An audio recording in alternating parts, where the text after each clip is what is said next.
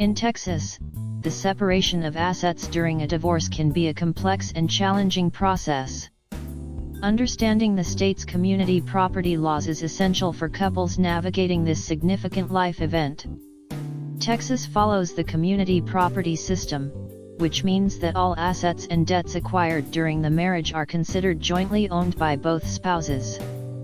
This includes income, real estate, personal property, and even debts. The underlying principle is that both partners contribute equally to the marriage, regardless of their individual earnings or roles within the household.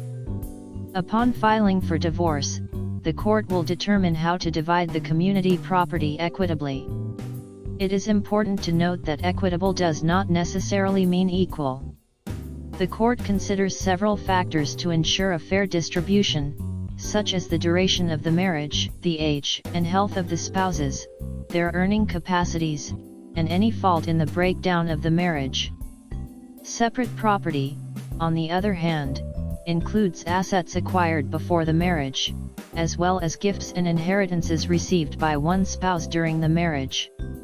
However, it is crucial to provide clear evidence that these assets qualify as separate property to avoid their inclusion in the community property pool. Couples can simplify the asset division process by creating a prenuptial or postnuptial agreement. These legal documents outline the distribution of assets and debts in the event of a divorce, providing clarity and reducing potential conflicts. Such agreements can specify which assets are considered separate property and how community property will be divided, ensuring that both parties' interests are protected. The division of retirement accounts and pensions is another critical aspect of asset separation in Texas. These accounts are typically considered community property if contributions were made during the marriage. The court may issue a qualified domestic relations order (QDRO) to divide these accounts appropriately.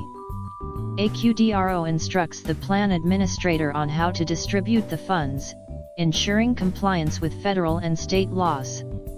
Texas courts also consider the best interests of any children involved when dividing assets.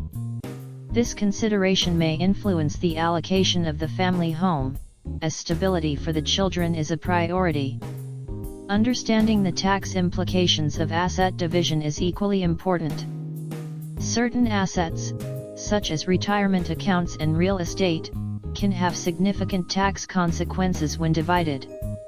Consulting with a financial advisor or tax professional can help couples navigate these complexities and make informed decisions.